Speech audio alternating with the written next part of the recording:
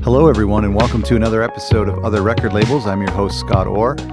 Thanks so much for listening. I've got a handful of emails in the past couple of weeks from people who have been listening to the podcast and saying some nice things, and I really appreciate that. Thank you.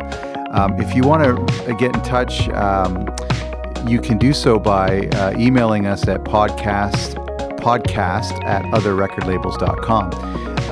And you can also find us on Twitter at Other Songs. We have a great episode today that's really unique and exciting. But before we get to that, I wanted to tell you about a podcast I was recently a part of through Breakthrough Radio. And you can hear this podcast to get a little bit of background about Other Songs. I was interviewed for this incredible podcast, which ironically is a great podcast run by Brian at Breakthrough Radio, and it features record labels and some of the artists on the roster, and they've been doing this for quite a long time. My episode is episode 80, so yes, I did steal the idea from them, I guess. But we talk about that on the podcast, and you can hear that. But it's a great podcast, and hopefully we complement each other. So check out btrtoday.com and listen to that episode just for a little bit of background on Other Songs and the origin of this podcast. Today, my guest is Cory Rayburn, and he is with Three Lobed Recordings.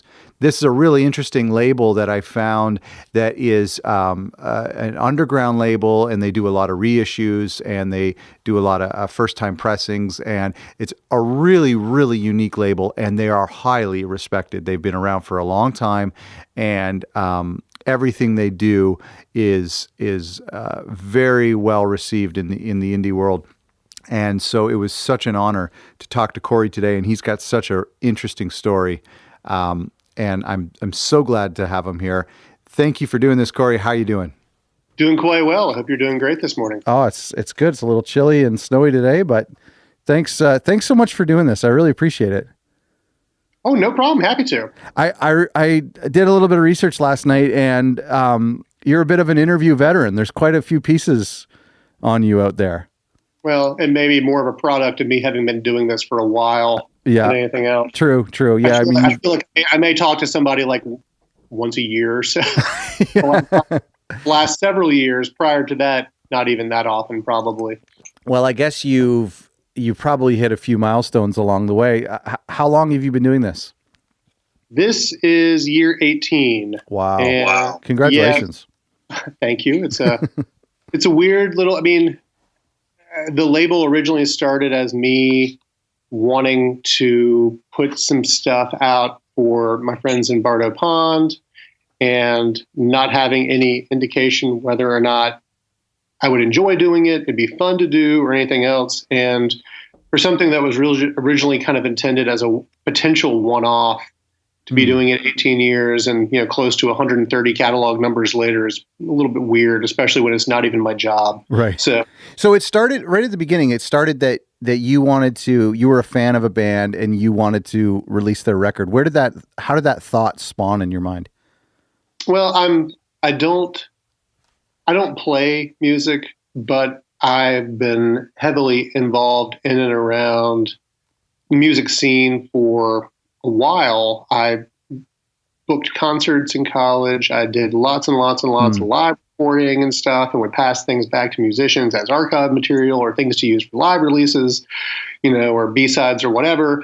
And in just getting to know a lot of folks over time, well, and also given my connection with Bardo Pond came from the fact that, I was in college in the mid 90s, meaning if you had any ability to write HTML code, it was kind of weird because that was alien to most people. And, Netscape came out like a month before I started college. Oh, so wow. It was kind of like the dawn of the web, and it was just kind of an alien landscape. And if you could help people with web stuff, that was useful. And so that's true. I liked Bardo Pond, and I put together a webpage for them, unknowing to them. And it was kind of a fan thing, and they were excited, and just got to be friends with those guys over time, which would be probably apparent if you look at my catalog and the number of things I've done with them now.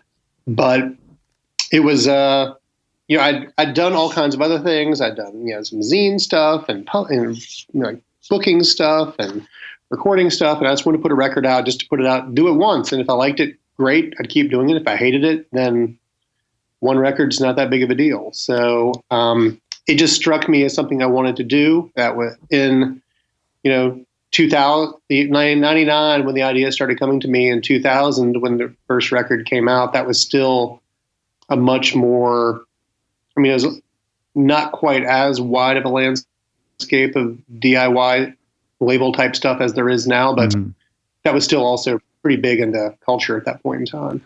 It was not totally alien, despite not being as print on demand as so many things are now.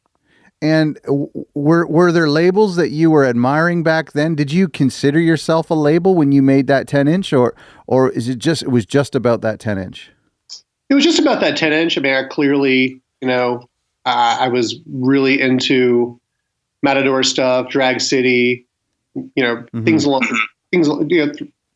Temporary Residence at that point in time. Things along those lines had aesthetics that I appreciated and models of doing things that made sense to me. And it was when a label only consists of one record, I'm not really sure how much of a label it is. Right. Did you have the name and the logo? I did. Wow. Names and logos were on that stuff, but at the same time, I just didn't, it's kind of hard to really expect that it's anything that's going to have legs or anything. Right. When you're putting one thing out. When you put one thing out, you kind of anticipate it might be the only thing. At what point, how many releases in did you realize this is actually a thing? I'm going to keep doing this indefinitely. Couple years in. I was in law school when the label started. And the first release, the Bardo 10-inch, came out. I received the records at my apartment about a week before orientation for law school started. Oh, so wow. I was stuffing records and mailing things as quickly as possible. How many? Before school had started up, since I didn't really know what kind of a time constraint that was going to be on me, never having been in law school before. That's crazy. So the first couple of years, I really only did one title or so, or one or two titles a year, and those kind of tended to fall in the summer whenever I had a little more time in law school, and the label really picked up more speed as far as heightened degree of releases once I graduated from law school in 2003. Well, so tell me about, you said there was a DIY scene, but obviously nothing like it is today where there's, records being released every second. Was it easier to get people's attention back then? Because there wasn't, if you go to a university or a college today, you might find a dozen record labels in the dorm rooms. You know what I mean? But yeah, was it a little bit? I think it was. To the degree, I was putting out a record for Bardo Pond, who, it was certainly not a household name per se, but at that point in time did have a deal with Matador and did have, when my record came out, they probably had 3 records out on Matador with one more yet to come. And so, I was working with an artist that had an established following, maybe not the world's biggest following, an established following. And it was easier to get attention in some ways because there was less stuff out there, but it was also harder to get attention in some other ways because the internet was still more of a nascent thing. And, there wasn't, you can't bombard people with social media when social media doesn't exist. Yeah, that's right. Well, you could use ICQ maybe to message people. Exactly. Yeah. AIM or whatever else. And, but that was more of like a print zine type era. And so it really was kind of relying on, word of mouth in some cases. And, there was a little bit of a fan presence through me having the ability of running a webpage for that band at that point in time. Oh, for sure. I did have some control over some means of communication, but you still had to kind of be looking you had to be kind of looking at a Bardo Pond webpage to know that, it had to be interested in the band in the first place to know that that was something that was there. So, oh man, I think I've talked about this with someone else, but I remember, I remember the days where you used to find out about a new release through a magazine. Isn't that Oh yeah, crazy? we're sending off and getting mail order catalogs Yeah. from labels, Yeah. I remember getting catalogs from like small newsletters. vendors and stuff like that. Oh, absolutely. Yeah. That's so crazy. The people who still do very tangible physical mail presence is it's still very kind of exciting to me to have some things out there that still do that. Agreed. That definitely hasn't died. And I mean, it's like, I kind of think of like in a weird way, like Amazon is like the convenience of like buying products online, but also that like old fashioned feeling of going to the mailbox and getting something. It's like a nice hybrid. But Absolutely. I totally know what you mean. I love ordering from a band a tape or a vinyl and then just waiting for is it going to come in 3 days or in 30 days? You know? Yeah, or ever. Or ever. So, Yeah. So you were doing vinyl. I mean, you did 10-inch in 1999 and 2000. Like, was that like an expensive undertaking? It must have been pretty daunting. it I don't remember off the top of my head I'd have to dig back through some invoices as to what that cost me in 2000. I mean, that was pre-vinyl renaissance. Mm-hmm. There were not as many places that were options to press in the United States at that point, and not everyone who was a functioning press did 10 inches. So it was a little bit of, there weren't as many options to do a 10 inch as there would have been a 7-inch or a 12-inch. Yeah, the reasons behind me picking a 10-inch were kind of dumb and didn't make a whole lot of sense. But that also did kind of handcuff me a hair on finding the right vendor to do the work. Oh, really? It wasn't necessarily that expensive. I mean, I didn't. What were your reasons for doing 10-inch? The band didn't have a 10-inch in their catalog. Okay, but they had other things. Pretty simple. They had every other format covered in some fashion or another. Do you have is there something about it 10 inches that you like as a collector? Actually, no. They're kind of my least favorite format, so Yeah. it's weird. They don't. Yeah, they always are kind of like short in the rack. They don't make sense. Yeah, they're kind of it's like 20 minutes of music. You're having to flip it over quicker. It doesn't cost that much different to make than a 12 inch. Yeah. And everything else. So it was just more of a proving the lark nature of the label in its early days. It was not necessarily the most informed decision. It was just a gut decision type thing. It wasn't necessarily that expensive. This was back in the days when like media mail was like not much over $1 to mail something like this. Oh man! And the records were, I want to feel like $8 or $10 postpaid. I don't even remember off the top of my head. Huh. So, if I thought I could make they were like $8 or $10 postpaid. I sold some wholesale and still made a tiny bit of money that the band and I split. So it clearly wasn't that insanely expensive. You were just looking to break even. This wasn't like a way to pay for school or anything. Absolutely not. The label is a very it's my lowly paying second job. So right. Well, and I want to talk about that there's more to come there. I'm so curious about the vinyl thing, because I'm trying to think back. I think I bought my first like vinyl. I started noticing it in record stores, like new vinyl, especially back in I think maybe probably 2005 or 2006 is whenever I started seeing like Sufjan's records were there and some new Springsteen stuff had been done. And I was thinking like, oh, this must be for people to put on a shelf or something. Like, I don't know why they would do this.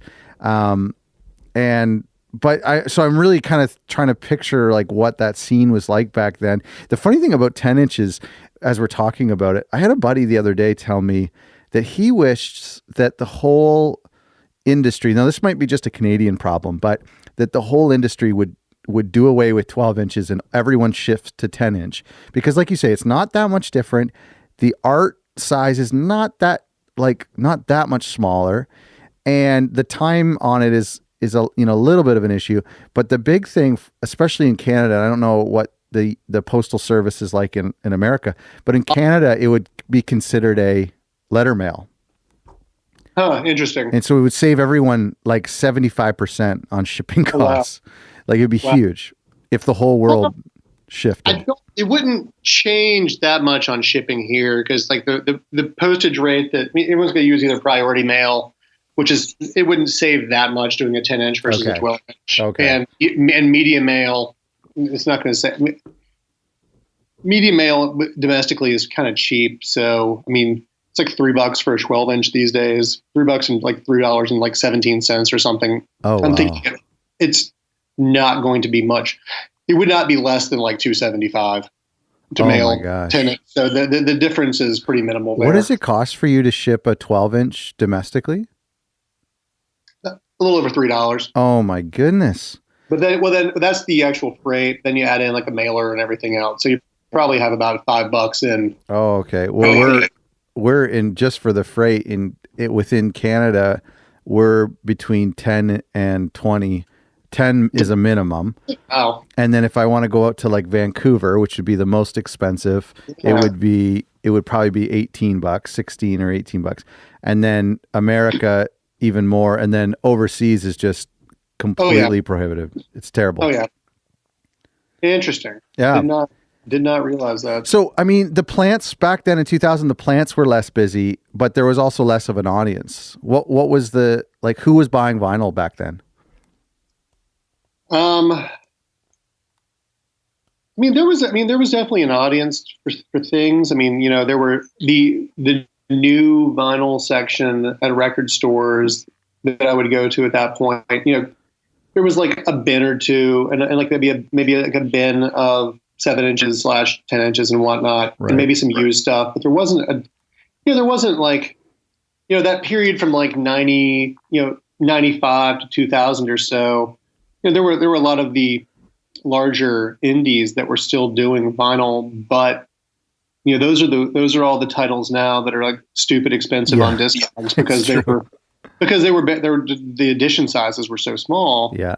There were labels who were still committed to the format, or bands that were still committed to the format, but the audience was still a more limited audience. I mean, I remember as a record head, in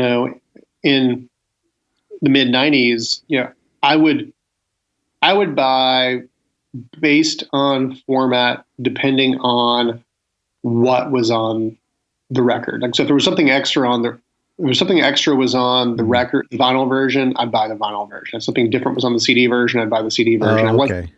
I wasn't necessarily tracking as a 20-year-old kid in the mid to late 90s a specific format requirement. I was just if the stuff was only available on 7-inch, I was buying the 7-inch. I mean, if I was into the band and wanted the material, I would just track the material in whatever format the material existed in. Right. Oh, that's interesting. Yeah, I mean, I think I'm just kind of biased. Like when I really only started paying attention to vinyl when, in the mid 2000s, whenever I started collecting it myself. But I know that it never stopped really from the point of the 70s or the 80s.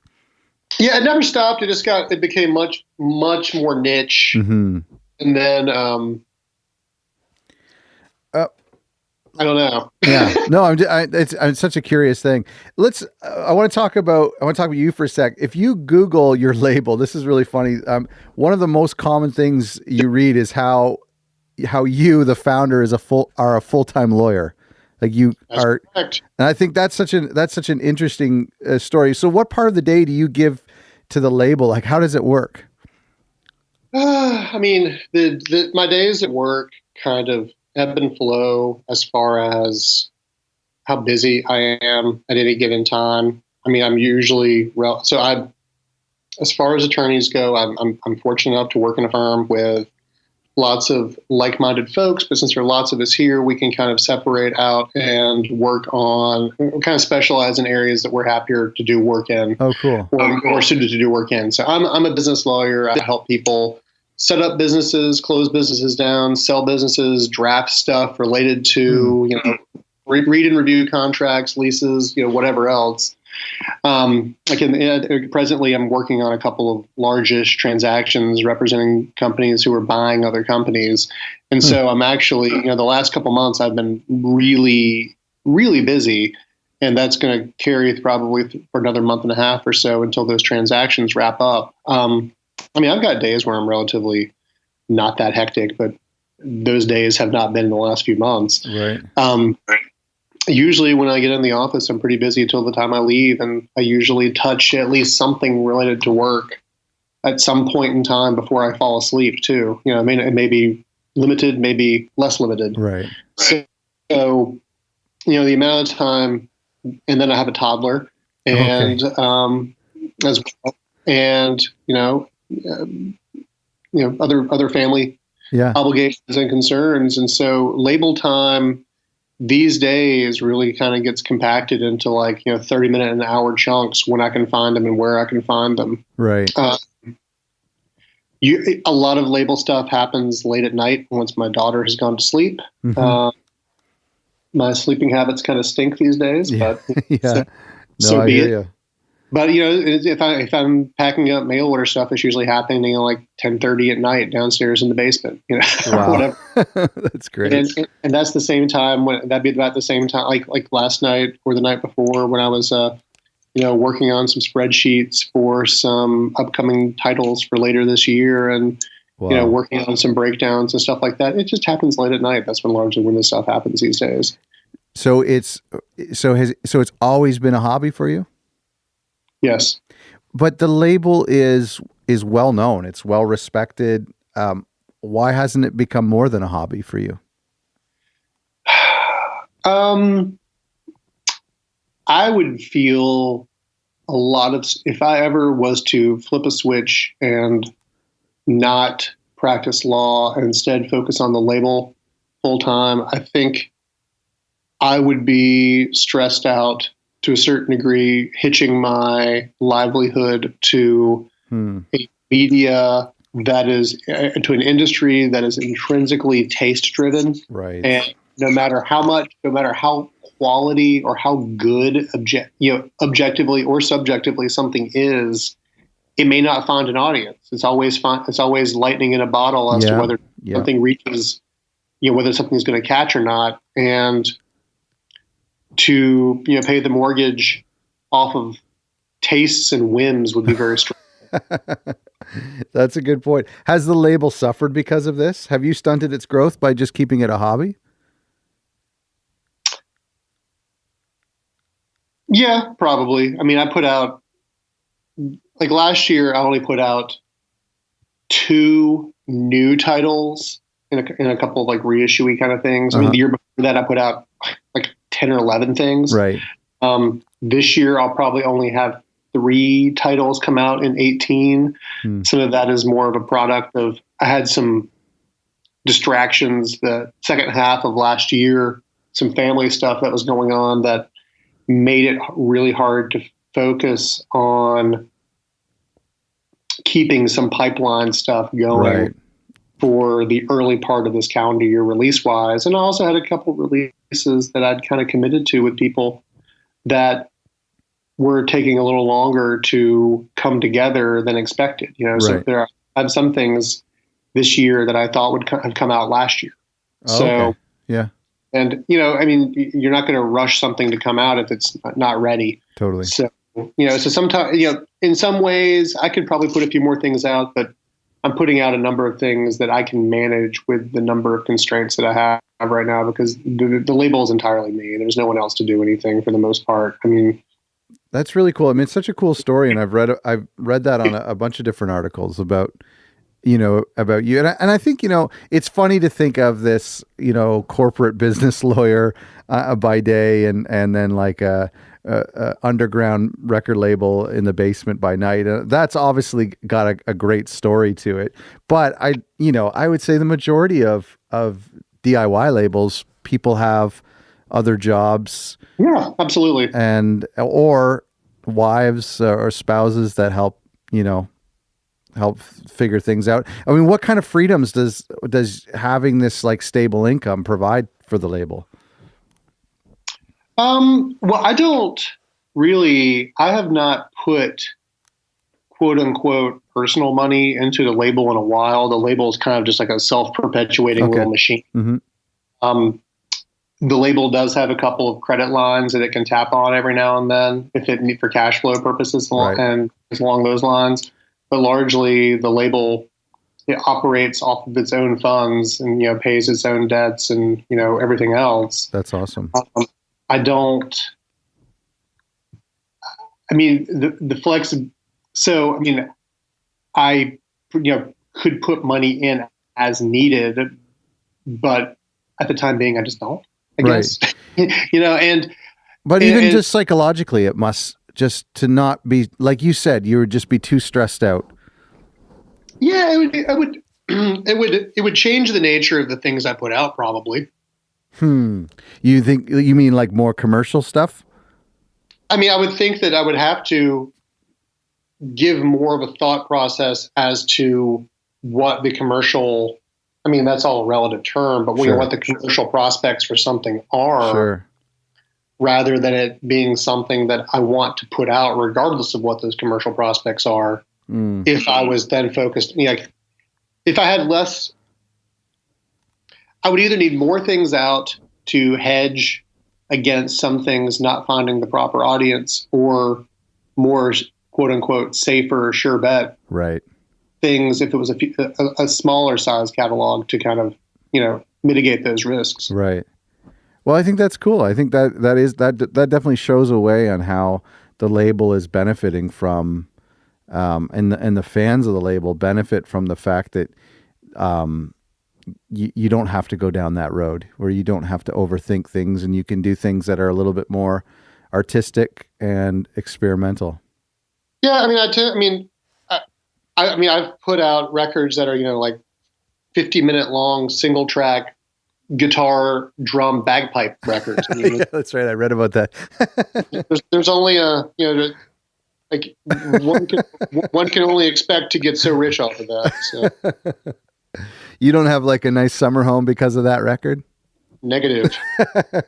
So you must be a really productive person. I mean, it's likely like as a lawyer, you have organizational skills, more skills, let's say, than the average band member. Like what kind of administration things do you help the artists with, or do you provide? I'm really good at making sure I'm pretty on top of things and key structure, and I'm good at keeping records. I'm good at collating and assembling things as needed. I pass along. I'm good at accountings. I'm good at I'm good at anything that I'm good at, like timetables. So if the release needs to, if there are 10 different steps that need to happen on a release prior to it coming out, I'm good at prioritizing what needs to come first and staying on top of people. Oh, that's great. As to what I need when, and I'm pretty transparent as to that stuff. It's like, look, if you want this record to come out on X date, here's what I'm going to need: this part and this part and this part and this part. That's totally money. That I think that is a huge point right there, because that's something that artists don't think about and a lot of new labels don't think about. But that whole concept of like a work back schedule is huge. If someone has a date they want to hit, certain things have to happen along the way. There's certain things that can't be moved. Yeah. It's definitely like people always view when you're 6 months out or 12 months out from a projected release date. And I struggle with this sometimes, but like artists, they just see the year as like standing still, and like the year will wait for them. Like it won't be March next month, because Absolutely, I'm not ready yet. Yep. That's awesome. Yeah, it's just something you have to stay on top of, or build in time sinks as to, we've got this at this point. You just like, this is when this record can come out because this is as quickly as we can get things done. I want to kind of just quickly ask you about release times, and I know you do things really differently, but do you think this is a question I've talked to a lot of different people, publicists, and I get answers all over the board, but do you think there are better times of the year to release records? Do you think there's an ideal time in specifically for your label? Well, I will not release things from the middle of November through the end of a calendar year because I think that's bad fair. time. That's a fair. very bad time to release things, because if you wait until the last couple weeks of November through the end of the calendar year, you're dealing with all the weird major label things that people have waited for to put as like stocking stuff or Christmas sale type items. Right. And anyone who is working on any kind of year-end list has, while the year isn't over, people kind of formulate their year-end lists by November or certainly by early December. Totally. And you're just going to miss. The record is going to lose a little bit of attention that it would have had otherwise. And so I just will not release things. I learned the hard way on a couple of things years ago that that's just not a good time to put stuff out. Sure. Is those last 6 to 7 weeks of the year. I totally agree. Putting things out within a couple weeks before like within the general vicinity of Record Store Day probably isn't the best idea in the world either, because stores don't have money because they're saving their money to spend on all the Record Store Day stuff. So, you'd probably want to put something out between, mid-January and the end of March, or beginning of May through the rest of the year. Right. That's interesting. Yeah, I didn't think about that. That's a good point. I want to talk about physical formats and stuff, but one of the things I read that you said, I work with people I know and not with people I don't know. What does that mean? Is that literal? Like you only release records from your friends, or what's the thought there? It has become even more so true the busier my work life has gotten, because if I'm working with, the odds of me getting a quote unquote demo that I'm going to put out are pretty low. Right. Because I don't have a lot of, because my schedule is usually kind of dictated about a good year out, and there aren't gaps in there all that frequently. And, I kind of know what's going on, and I just tend to work with people I know. And at the end of the day, I want to put out records that if I wasn't putting them out, I would be excited to buy. And that takes form in the nature of the releases, like, what the content is, to what the records look like, and how the records are presented and packaged and priced and everything else. I try to take all that stuff in mind and make it something that I would buy if I wasn't releasing it. And I've been screwing around with this stuff in some fashion or another for so long now that I know a lot of folks, and I'm pretty good friends with a lot of folks, or, passing acquaintances, and, know people well enough to, kind of know, they know who I am and how I operate, and vice versa. And they may not be some people may not be my best friend who I talk to all the time. Some people are good buddies who I talk to a lot. Sure. But it really has turned more into a nature of things where it's someone who I have some kind of relationship with, rather than one who I don't. I think that's interesting. And I actually, when I read that, that really struck a chord with me, because I feel I look back on the relationships, the business relationships that I've had with people, and the ones that have come out of, either a demo or me just seeing someone at a show. And then I feel like the anytime conflict has arisen, it's because the business relationship didn't start with a friendship relationship first. It started with the business relationship, then the friendship happened, I can see that. Yeah. I one of the things about your releases, I get the impression that some of your records are unique projects or special collaborations. Like, where do these ideas for these albums come from? Is that something unique to you? Sometimes yes, sometimes from the artist, sometimes from me. I try to find ways to entertain myself creatively, since I don't play music or anything. Okay. And sometimes it's just a matter of, hey, I think you guys would work well together, or whatever else. And that's something that's, I've always enjoyed introducing different friends of mine from different walks of life to each other, and just kind of watching what happens, be it in the music sphere or otherwise. Mm-hmm. And this is something that I like seeing in records. This is something that I like seeing in performances. There's the radio station at Duke, WXDU. We've collaborated on putting together, I think it's about 5 or 6 day-long festivals during the Hopscotch Music Festival in Raleigh over the last multiple years. And one of the fun things there has been getting people to collaborate and do, interesting live stuff that may not happen somewhere else. And sometimes that leads to new relationships for them and new avenues for them. I don't know. Sometimes the combinations seem obvious to me. Like, why have these people not done anything together? They've been friends for 10 years and have kind of worked in and around each other, but why not express it together? Yeah. And so sometimes it takes more inspiration. Sometimes it takes less inspiration to come up with some of these things. I know you've worked with bands that you were fans of growing up, and different artists that way. And is part of your label? Have you ever done reissues of records that you were a fan of, or is that something that you would want to do? Is digging back to records from the 90s that maybe never got the vinyl love from that era and reissuing those? In the right situation, that could make sense. I haven't really, with the exception of a couple of Jack Rose titles a couple of years ago, I've not reissued anything that another label has put out. Okay. But that doesn't mean in the right situation that I wouldn't do that.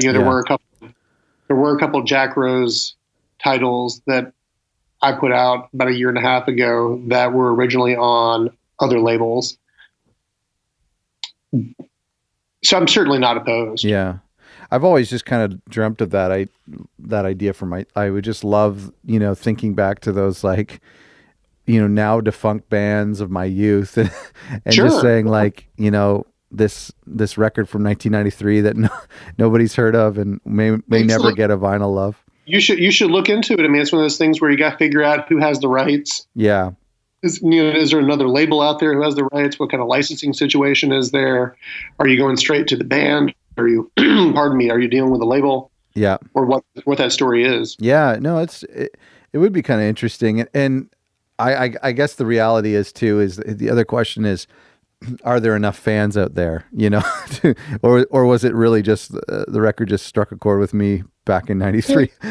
If you do the right edition size, you're always, if you peg the edition size right, you'll always be fine. I mean, that's easier said than done. But. Sure. Yeah. I heard somebody talking about reissues and how obviously the licensing part of things can be really complicated. But also even just the getting a hold of the masters, that a lot of it was done to tape or was done to ADAT that doesn't transfer very well, or in some cases they just take the MP3s or the low res waves and then fans aren't really too thrilled with that. So it's pretty complicated, I hear. Yeah, I mean, you got to just see what kind of raw materials you have and what kind of work you can do. I mean, for those Rose reissues, we had different levels of masters we were dealing with. It really all, tracking things back to the best possible source can be time consuming. Totally. You've said before that physical formats are important to you because when you were a kid, there was no such thing as a non-physical record. What do you think of where we are today with CDs on the way out, the vinyl boom, and then tapes coming back? I like it. I mean, I do not eschew digital releases, but I don't see anything in my catalog that would exist as a digital release only. I mean, I like physical stuff.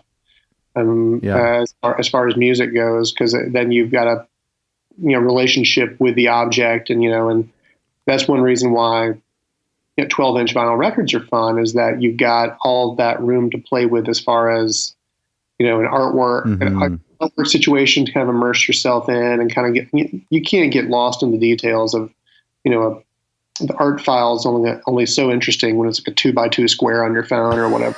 It's so true.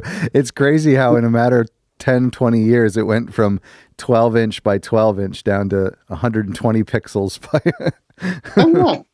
Yeah, I just enjoy something you can kind of just like sit there and absorb and find new details in and constantly find new discovery. Do you guys do streaming services? Yep, we do. We've got a large majority of the catalog is up on, all of the predominant streaming sites. What are your thoughts on those? Do they have a place? Yeah, I mean, I see them as a tool of convenience. I mean, I use Apple Music some. Mm-hmm. Me too. There are times when it's useful. It doesn't replace records, but it's something. I think it does serve a purpose. Yeah, like I love Bandcamp. Mm-hmm. Bandcamp's this weird thing that strikes me as like a hybrid between a record store and a streaming service all at the same time. So that's a good point. Yeah, I've never heard it said that way. That is a good point. Yeah, I love Bandcamp. I mean, Bandcamp for me just kind of swooped in and saved the day back in 2010 is when we started, and it was like nobody was really offering a way to sell a digital file back then. It was quite difficult, actually. You had to buy a plugin and then a couple different services, and so they kind of swooped in and saved the day. Yeah, and it's so user friendly, both on the label side, both on the artist side, both on the user side and the buyer side. Mm-hmm. I think it's a great service. Yeah, I think it's really cool. What about I know that you starting in college and you were running the label on the side in college. What about college radio for your labels? Is that something that you give any attention to? Do you reach out to the colleges? I could do a better job than I do. Okay. Radio is one thing that I have to admit is an overall deficiency for me. It's just, it's one of those things that hits upon the limitations of the label being a person. I have a very tight relationship with my friends at WXDU, the place the radio station at Duke, my old undergrad alma mater. Sure. And we have a long tie, and they've got copies of the entire. They're one of the only two radio stations that has the entire catalog in physical format in some fashion. Them and WFMU, and it's just more because I know the people and everything else. But if anytime people get in touch with me from radio, I'm happy to help. I just have to figure out what makes the most sense for what they need. Are they a station that has just a big digital archive and wants a bunch of digital files? Then it's easy for me to drop the entire library on them, in one email, and I'm happy to do that. If it's physical stuff, we've got to work through what exists and what doesn't anymore, what's still in stock, and what can make sense. Right. I'm happy to work with folks and try to populate libraries. Unfortunately, that sometimes does involve people asking me rather than me proactively reaching out to them. Yeah. No, I'm just kind of curious with that. It's something I kind of my generation, like we've been talking about, really kind of got into music discovery online, and I didn't, to be honest. I mean, I listened to the radio a lot, and I had tapes growing up and CDs growing up, and the record store played a huge role for me, but music discovery didn't really happen on the radio. I didn't grow up in a college town either, so maybe that was why. So I find it hard to kind of track back, and now that those college radios are still there, they're still thriving, they're not really going anywhere. I find it hard to really give it the attention it deserves. I mean, I'm so tied in with the people at WXDU that I'm always pretty aware of what they have going on. But it's places where I just may not know people as well. It's kind of hard. That's true. Yeah. On this thread, we've talked about, with you being a one-man show and only having so much time, when it comes to having a record done or nearly done, like, how do you rank, like, what do you prioritize when it comes to publicity or marketing the label or social media, retail or radio? What takes priority? I mean, that's really kind of a title by title Okay. thing. I mean, some records make more sense for print. Some records make more sense for websites. And there's not a one size fits all approach, especially when you're dealing with, a smaller team of folks, me, and smaller, you can throw money at every single thing and cover everything the exact same way, but it may not make sense to promote a record that's an edition of 500 with the same way you would that's an unlimited edition. Right. So it really kind of is you got to it fits each different title, and different artists have different built-in audiences in different spheres versus others. Sure. I don't know. I hope that's not like a cop-out answer. No. It's a big question. I don't know. I don't think there's a one size fits all. You're right. all. I think you're right. I definitely think you're right. Your audience, I mean, you must know your audience fairly well when you're kind of curating your products. How do you communicate with your fans? Because there's obviously fans of the label, not just the band, but the bands and the artists, but there are fans of Three Lobed. What channels work best for you to get news out to them? And I have this is probably more of a product of my age and archaicness than anything else, but I have a pretty robust email mailing list that I send stuff out to. Historically has been pretty much like clockwork monthly. The last year I had a couple of little hiccups along the way, just some life junk going on. But I try to send out an update pretty monthly. I will use the record label Twitter account. I'll use a record label Instagram account and the Facebook account. I don't particularly like Facebook as a product, but it's more of a necessary evil. I probably wouldn't even have a personal Facebook account if I didn't need one to tie into the record label account. Yeah, I'm with you there. But I will, but it's kind of one of those things where I see more engagement happen with the stuff on Facebook than I do on Twitter or other things, and it kind of, I mean, it is what it is. I will cross-populate these things to all of these places. But beyond the the stuff I mentioned, that's about what I do on tooting the label's own horn. Sure. Well, the email list is. I've been hearing a lot of people talking recently about the importance of email lists, just based on the fact that you can't trust what Facebook is going to do or how Twitter's going to change their algorithms or Instagram. Good point. Email is yours, and you send that email, and they either subscribe or they unsubscribe. Yeah, they either read it or they don't. Yeah, absolutely. Yeah. So. Well, listen, I won't take up any more of your time. I mean, presumably, people listening to this podcast, aside from my mom, are kind of running like small record label. Hopefully, I don't know. I imagine a lot of people are running a small record label or starting up a new label or thinking about a label or looking back over the past 18 years, what would you want to tell these people who are just starting up? Put stuff out that you're personally invested in, and it feels less like a job. It's more of a pleasure. And, I don't feel like I've ended up in a place where I've done things that I thought I was trying to do a cash grab on or anything else. I feel like I have, kind of been along those lines, but I think that's a way to kind of keep yourself invested in what's coming out and invested in the process.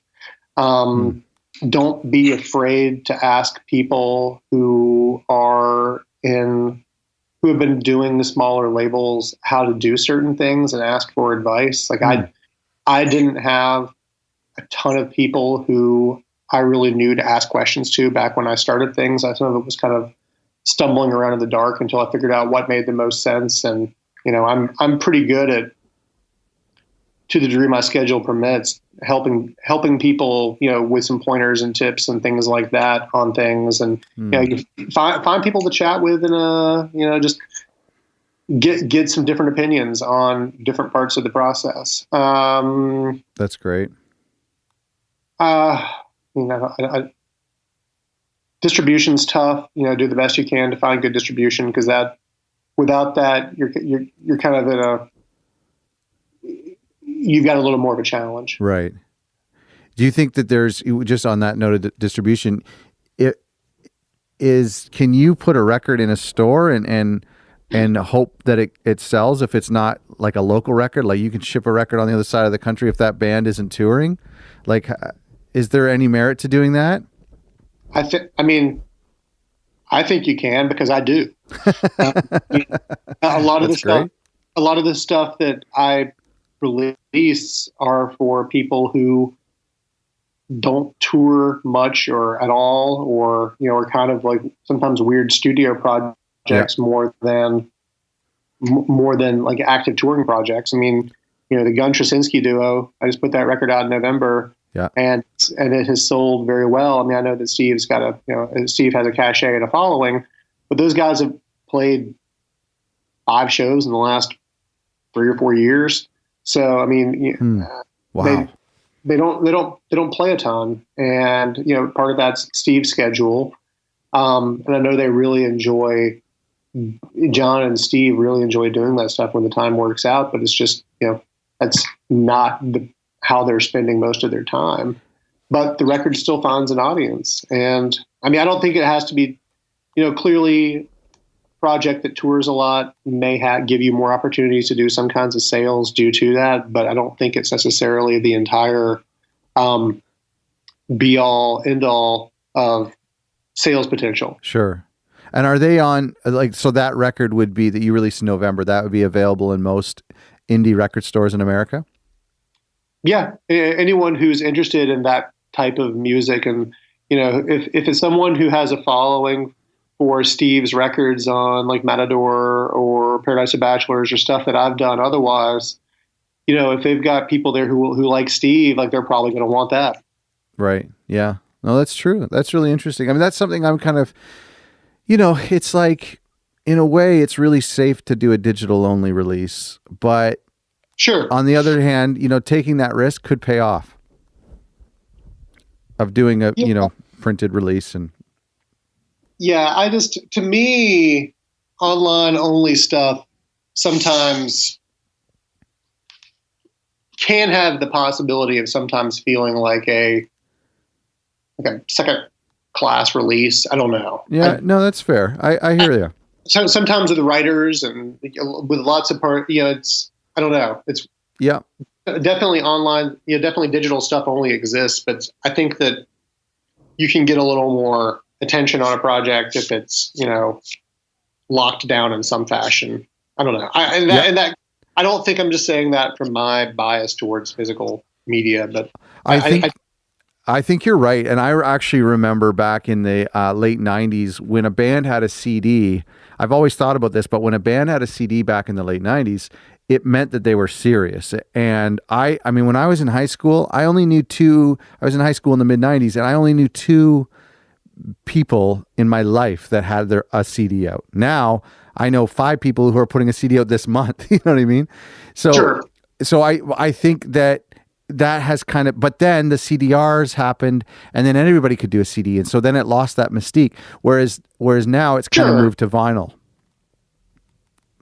Yeah, and the cost of vinyl indicates that you have a certain level of skin in the game. Yeah, that's right, and that is very interesting. I think about that a lot. That's a good point. All right, listen, I won't take up much of your time. I know you've probably got some big business to do there, and I hope you don't get in trouble for doing this interview. No, I'm good. That's great.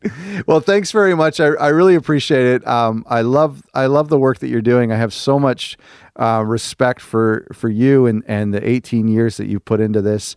And the point that you brought up in that very last question about advice and about how to reach out to more established labels or labels who have had success or failures that they can share with other people.